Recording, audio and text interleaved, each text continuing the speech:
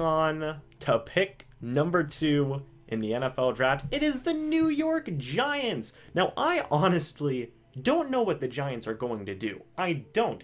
Will they take a quarterback? Will they take an offensive lineman? Will they take Saquon Barkley? Will they trade down? Who knows? Like, genuinely, who knows? I'm kind of scared of the New York Giants because me being a Bucs fan, MrBucsNation and all that, they could take somebody that I really want. I'm not going to say who I really want. I'm going to wait until I get to the Bucs draft needs video.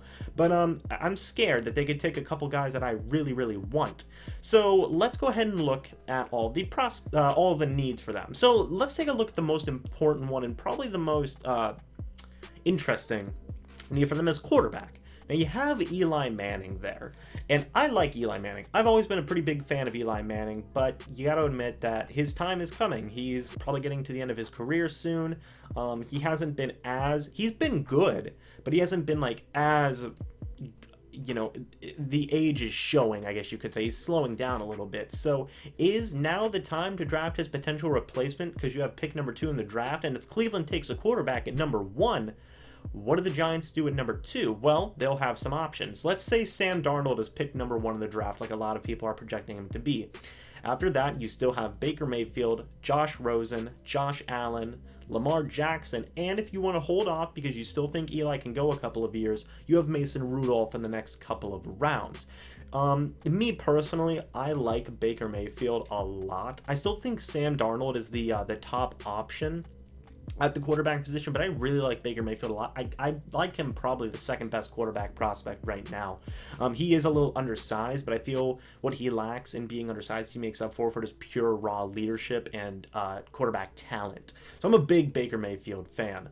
But moving on to the offensive line now, this is also where it gets interesting because the Giants lost offensive guard Justin Pugh in free agency. That's kind of a big deal. Yes, he was injury prone. They also lost Weston Richburg as well, which it was another big move. The Giants are really struggling at offensive line. Yes, you signed Nate Solder, and yes, you have a couple other guys, like maybe you have Eric Flowers at tackle, at right tackle that is, but the middle of your line is kind of empty. Enter some options. So you have Quentin Nelson at guard, which is, he's rumored to be one of the best prospects in the draft, which is huge. If I was the Giants, I would strongly consider taking Quentin Nelson at number 2. But you also got to understand that there's a lot of holes on this Giants team to a certain degree. You got to fix that whole offensive line. Maybe you trade down with a team like the Buffalo Bills, who hold pick number 12 as well as pick 22. You also get a couple of second-round picks. Maybe you can start building up that offensive line a little bit, that defensive line, that quarterback position, that running back position. Maybe you start kind of getting a build up by committee instead of just getting one super all-star and then sitting on the rest of your picks type deal, you know? Maybe you have those picks to really bring in bulk of players, you know, and just see what sticks. But Quentin Nelson's the top guy. He's arguably the top prospect in this entire draft. I love Quentin Nelson. He's very good. He's very good. I can't speak enough praise about Quentin Nelson. Moving on, though, to tackle. Orlando Brown's the next tackle. You probably could play him at right tackle, but I feel he's more suited to be a left tackle. But he's just still an option there. Will Hernandez is kind of the guy after Quentin Nelson. I feel that's who you would probably get if there was a trade down with the Bills. I mean, I think that's a fine option. I still he's a very fine guard. Isaiah Wynn's another option, as well as Billy Price from Ohio State. I feel Billy Price you could get kind of on a bargain because he was injured, so nobody really knows what's going to happen with him. Maybe you get him in the late second round, or maybe you get him in the second round if he drops there due to injury. Just an option. But moving on to defensive line here, Bradley Chubb is the first name that comes to mind when you think of defensive line prospects, and I know they're probably not going to get Bradley Chubb with pick number 2, but it's something to consider. Bradley Chubb is a very highly touted prospect right now. He just keeps on gaining more and more steam, and it's possible. I know you have Olivier Vernon there and Jason Pierre-Paul, but it's an option. They're probably not going to pick him, but it is an option. Vita V is the next one. Very interesting. He's a very fast guy for a defensive tackle, and I can't really put a mark on him on where he would go, but I think he'd be a fine guy in the middle for a 4-3 New York Giants defensive line. Could you imagine Vita V, Olivier Vernon, and Jason Pierre-Paul? That'd be disgusting. And then finally, you have guys like De'Aaron Payne, as well as Nathan Shepard. Just a couple more pass rushers and defensive tackle type guys. These guys are mainly defensive tackles. They need help in the middle pretty bad. And I feel like V2V, De'Aaron Payne, and Nathan Shepard would be like the big guys to help them, you know. Because they do need help at the defensive tackle position, and they do need some depth as well. And then finally, let's talk about running back here, because a lot of people have Saquon Barkley going to the Giants at number 2, and that one's really interesting, and it would be really risky by the New York Giants because you have so many needs. I feel like you either take Quentin Nelson, take a quarterback, or trade down, in my opinion. I feel like number 2 is kind of too high for a pick for a running back, and I know what you're going to say is, oh, well, Ezekiel Elliott came and he was phenomenal.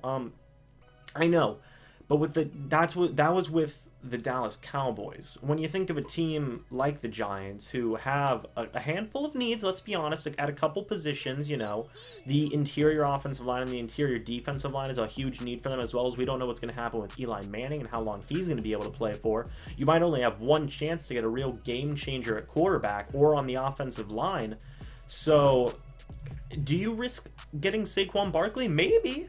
He's a generational running back talent, according to experts. They compare him to Barry Sanders, for goodness sakes. So maybe you take a Saquon Barkley, or maybe you wait, maybe you trade back and you get a guy like a Darius Geis in the 2nd or 3rd round. Arguably, maybe in the 2nd round, you get a guy like a Nick Chubb, a Sonny Michel, or a Ronald Jones. You know, it's hard to say. But if I was the New York Giants, I honestly wouldn't know what to do. I'd probably either take Quentin Nelson or trade down, because I really value Quentin Nelson that much. He's one of the better prospects of this entire draft. I feel like Eli Manning can still play a couple of seasons, but you got to be really careful because it's always hard to tell. Quarterbacks the most important position in football.